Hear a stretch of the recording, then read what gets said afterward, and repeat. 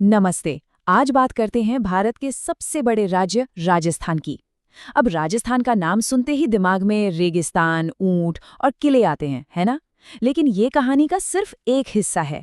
हम professor VC Mishra के classification के आधार पर ये देखेंगे कि राजस्थान में असल में कितनी तरह की जमीन है। रेगिस्तान भी है तो पहाड़ भी, हरे भरे मैदान भी हैं और पठार भी। तो सवाल ये उठता है कि आखिर ऐसा क्या है जो भारत के सबसे बड़े राज्य को इतने अलग-अलग हिस्सों में बांट देता है। मतलब एक तरफ सूखा रेगिस्तान और दूसरी तरफ हरे भरे मैदान, ऐसा कैसे? चलिए इसी सवाल का जवाब ढूंढने के लिए आगे बढ़ते हैं। तो ये रहेगा हमारा आज का सफर। हम एक एक करके राजस्थान के 4 बड़े हिस्सों को समझेंगे। शुरुआत करेंगे पश्चिम के रेगिस्तान से, फिर चलेंगे अरावली के पहाड़ों की तरफ, उसके बाद देखेंगे पूर्वी मैदानों को और आखिर में पहुंचेंगे दक्षिण पूर्वी पठार तक। और हाँ, आखिर में कुछ जरूरी फैक्ट्स भी देखेंगे जो एग्जाम्स के लिए बहुत काम के हैं। तो चलिए सफर शुरू करते हैं पश्चिम से, थार मरुस्थल से। हाँ, ये एक मुश्किल इलाका है, इसमें कोई शक नहीं, लेकिन यहाँ का भूगोल और यहाँ की जिंदगी दोनों ही अपने आप में बहुत दिलचस्प हैं। अच्छा, एक मजेदार बात यह है कि पूरा रेगिस्तान सिर्फ रेत के टीलों से नहीं भरा है। नहीं, इसे हम 2 बड़े हिस्सों में देख सकते हैं। एक हिस्सा तो वो है जिसे हम सब जानते हैं, मतलब रेत के बड़े बड़े टीले वाला इलाका, जिसे मरुस्थली कहते हैं। जैसलमेर वाला एरिया सोच लीजिए। और दूसरा हिस्सा है बिना टीलों वाला, थोड़ा पथरीला, इसे बांगर कहते हैं। ये नागौर की तरफ देखने को मिलेगा। और बात यहीं खत्म नहीं होती। ये जो कम रेतीला यानी सेमी एरिड इलाका है, इसके भी अपने 3 हिस्से हैं। सबसे ऊपर उत्तर में है घग्गर का मैदान, बीच में आ जाता है शेखावाटी रीजन, मतलब सीकर झुंझुनू वाला एरिया, और फिर दक्षिण में है लूनी नदी के आसपास का इलाका, जिसे लूनी बेसिन कहते हैं। तो कुल मिलाकर इस पूरे पश्चिमी इलाके की खासियत क्या है? देखिए, बारिश तो यहाँ ना के बराबर है, मुश्किल से 20 से 50 सेंटीमीटर साल भर में। गर्मी तो पूछिए मत, 49 डिग्री तक पारा चला जाता है।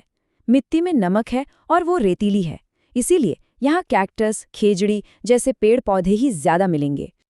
चलिए अब रेगिस्तान से निकलते हैं और राजस्थान के बिल्कुल बीचों बीच चलते हैं।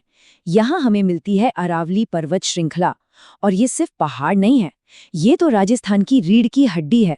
यही तय करती है कि मानसून किधर जाएगा, नदियां किधर बहेंगी, सब कुछ। और क्या आपको पता है, अरावली रेंज भारत की सबसे पुरानी, जी हाँ, सबसे पुरानी माउंटेन रेंज है। जरा सोचिए, ये पहाड़ करोड़ों सालों से यहीं खड़े हैं, पृथ्वी के इतिहास के गवाह हैं ये। इस लंबी पर्वत श्रृंखला को भी समझने के लिए 3 हिस्सों में बांटा जाता है। सबसे ऊपर है उत्तरी अरावली, जो अलवर जयपुर तक फैली है। बीच में है मध्य अरावली, यानी अजमेर राजसमंद वाला हिस्सा, और सबसे नीचे दक्षिण में है दक्षिणी अरावली, जिसमें सिरोही और उदयपुर आते हैं। अभी जो पहाड़ी इलाका है ना, ये खनिजों का खजाना है। लेड, जिंक, मार्बल सब यहीं मिलता है। यहाँ का मौसम भी काफी अच्छा रहता है, मतलब रेगिस्तान जैसा नहीं है। और माउंट आबू की खूबसूरत नक्की झील जैसी जगह भी इसी अरावली में है। ठीक है, पहाड़ों से अब उतरते हैं और चलते हैं पूरब की तरफ, और यहाँ सीन बिल्कुल बदल जाता है। यहाँ है राजस्थान का सबसे उपजाऊ इलाका, पूर्वी मैदान। इसे राजस्थान का दिल भी कह सकते हैं, क्योंकि राज्य की ज्यादातर आबादी यहीं रहती है और यहीं खेती होती है। तो ये मैदान इतने उपजाऊ क्यों हैं? वजह है नदियाँ। बड़ी बड़ी नदियों ने, जैसे बनास, चंबल और माही ने, सालों से यहाँ मिट्टी जमा की है। इन्हीं नदियों के बेसिन ने इस पूरे इलाके को खेती के लिए इतना शानदार बना दिया है। तो मतलब साफ है, यहाँ की मिट्टी बहुत उपजाऊ है, जिसे जलोढ़ मिट्टी या एल्यूवियल सॉइल कहते हैं। पानी के लिए चंबल और बनास जैसी नदियां हैं। नतीजा, गेहूं गन्ने जैसी फसलें खूब होती हैं, और जहाँ खेती बाड़ी अच्छी होगी वहीं लोग ज्यादा रहेंगे। इसीलिए राजस्थान की सबसे ज्यादा आबादी इसी इलाके में है। चलिए अपने सफर के आखिरी पड़ाव पर चलते हैं। यह है दक्षिण पूर्वी पठार, जिसे हाड़ौती के पठार के नाम से भी जाना जाता है। और यहाँ की जमीन, यहाँ की मिट्टी बाकी पूरे राजस्थान से एकदम अलग है। इसकी कहानी ज्वालामुखी से जुड़ी है। जी हाँ, करोड़ों साल पहले यहाँ ज्वालामुखी फटे थे, लावा बहा था और उसी लावे के ठंडा होने से ये पठार बना। और यही वजह है कि यहाँ की मिट्टी काली है। इस पठारी इलाके के भी दो मेन हिस्से हैं। एक तो है लावा वाला पठार, जिसे हाड़ौती पठार कहते हैं। इसमें कोटा झालावाड़ जैसे शहर आते हैं। और दूसरा है विंध्यन स्कार्पलैंड, जो असल में विंध्यन पहाड़ों का एक किनारा है। जैसा कि हमने देखा, ज्वालामुखी की वजह से यहाँ काली मिट्टी है, जिसे रेगुर मिट्टी भी कहते हैं। और ये मिट्टी कपास और सोयाबीन की खेती के लिए बेस्ट मानी जाती है। इसके अलावा बॉक्साइट और लाइमस्टोन जैसे मिनरल्स भी यहाँ खूब मिलते हैं। तो ये थे राजस्थान के 4 बड़े भौगोलिक हिस्से। उम्मीद है एक मोटा-मोटा अंदाजा लग गया होगा। अब फटाफट कुछ की फैक्ट्स देख लेते हैं जो एग्जाम्स में सीधे-सीधे पूछ लिए जाते हैं, एकदम रैपिड फायर की तरह। पहला फैक्ट, राजस्थान की इंटरनेशनल बॉर्डर पाकिस्तान के साथ लगती है। कितनी लंबी है? पूरे 1070 किलोमीटर। दूसरा, ट्रॉपिक ऑफ कैंसर यानी कर्क रेखा राजस्थान से गुजरती है।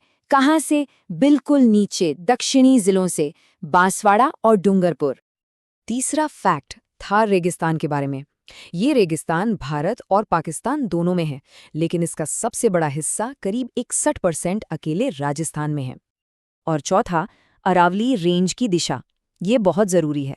ये नॉर्थ ईस्ट से साउथ वेस्ट की तरफ फैली है और इसी वजह से ये मॉनसून की हवाओं को रोक लेती है, जिसके कारण इसके पश्चिम का इलाका सूखा रह जाता है।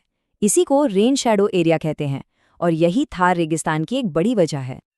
तो इस पूरी चर्चा के बाद एक सवाल पर सोचना ज़रूरी है कि राजस्थान के ये जो अलग-अलग इलाके हैं, रेगिस्तान, पहाड़, मैदान, पठार, ये वहाँ की खेती, वहाँ के लोगों की जिंदगी और वहाँ की इकोनॉमी पर कैसे असर डालते हैं।